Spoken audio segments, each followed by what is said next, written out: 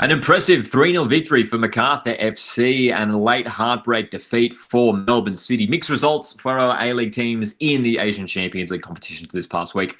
Hey guys, my name's Lockie. This is Aussie Football, where we talk all things Australian football. And today we are going to be discussing the Asian Champions League results for our Aussie teams. Melbourne City in the ACL Elite, Macarthur FC in the ACL Two. And it certainly was mixed results for our A-League teams. 1-0 win for Vissel Kobe over Melbourne City, and it was a late win. You can see there the 4th minute of added time at the end of the game where City finally conceded. And I'll tell you what, overall, City's performance, look, in attack, again, they didn't have anything going forward, which is a concern and I think needs to be sorted out for the upcoming A-League season. But defensively, they were so strong, they were so resolute. And I think they put in a defensive performance that was, good enough to at least just earn them a point in this game. If they'd come away from this match in Japan against a tough opposition here, quality opponent in Vissel Kobe, a scoreless draw would have been a big result for Melbourne City, especially considering that they lost at home on the opening match day. Just really heartbreaking for Melbourne City, considering they did so much well defensively.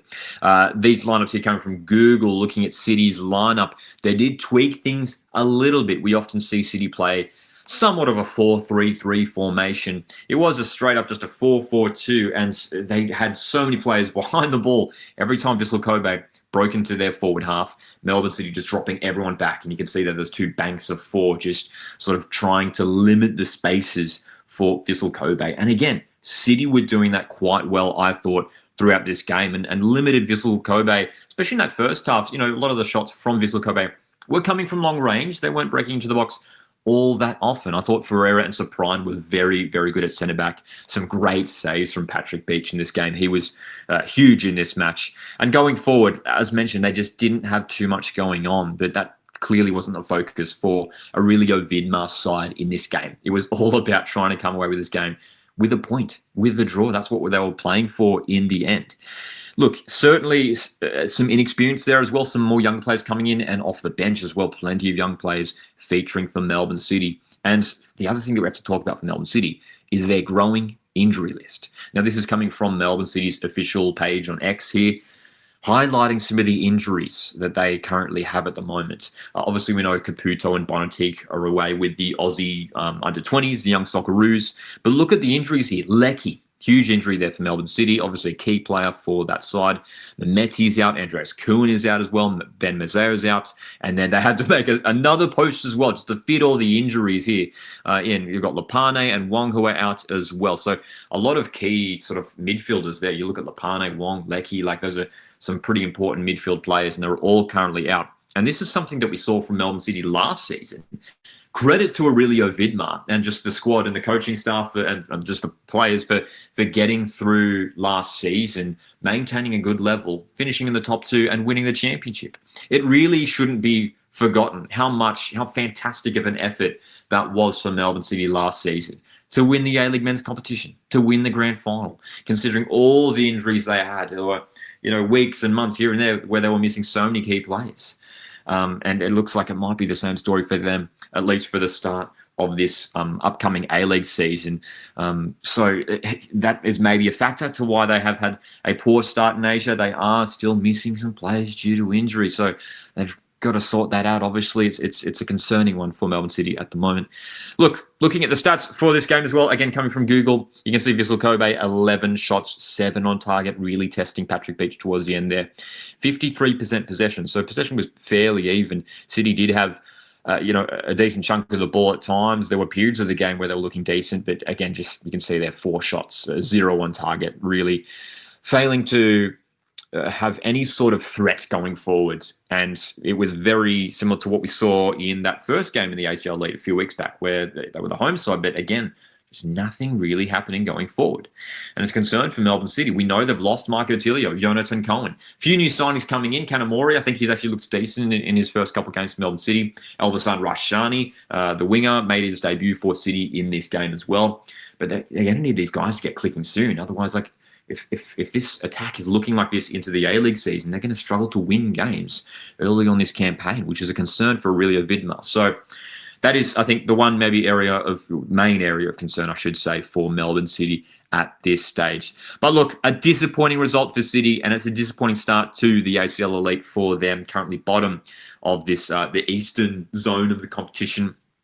I mean, we Central Coast Mariners struggled in this league as well last season. Look, I still believe City can come back and maybe win a few games in this competition. As we know, as we can see there, the top 8 out of 12 teams can go through. So for me, I think the highest we'll see Melbourne City finishes is no higher than 7th. I think 7th and 8th, if you can just jump in at the bottom end of that top 8 there, that has to be their aim for Melbourne City. It's already a really poor start. Got to find the goals, got to find the points. A disappointing result here for Melbourne City. But it was a great result for their A-League rivals, Macarthur FC. 3-0 win at home over Beijing Guoan. A very good result after what was a poor performance. Well, not a poor performance, but obviously a poor result in match day 1 away to Tai Po. They were reduced to 10 players in that game as well. But they responded big time here in this game. 3 goals. Konomides, Uskok and Gerjan as well with the goals for the Bulls. And it was overall a great performance, I thought, for Macarthur FC. We'll talk about the lineup in a sec, but it's really interesting looking at the statistics and watching this game. I mean, Beijing Guoan had so much of the ball, 71% possession, but they only managed 6 shots with 2 on target. You can see that Macarthur FC getting the 3-0 victory with just 29% possession. And you can see we're a bit more effective going forward. They were looking dangerous. And for me, there were great performances from Harry Sawyer starting up top. His physicality and even his pace. There was a few times where Harry Sawyer was sort of breaking down the wide positions, even for that first goal for Economides, breaking into a wide position and crossing the ball in. I thought Sawyer was great in this game. And Economides, he got a goal and an assist in this match as well. So he could potentially be a real key player for the Bulls this upcoming season. Caceres, as we know, always a consistent performer. He was good in this game also, as was Bratton. And they really can, I mean, even though, again, they didn't have that much of the ball, they looked fairly comfortable in this match, Macarthur FC, which was maybe a bit of surprise. Coming up against a good opponent here, Chinese club Beijing Guoan, and we know it's got some fantastic clubs there in China, and often they are tricky matches for the A-League sides. We saw the Mariners last season struggling against some opponents from China in the Asian Champions League Elite, but Macarthur FC, this is a real statement win for them, 3-0 victory. Looking at the group standings here, Macarthur FC, 1 win and 1 loss.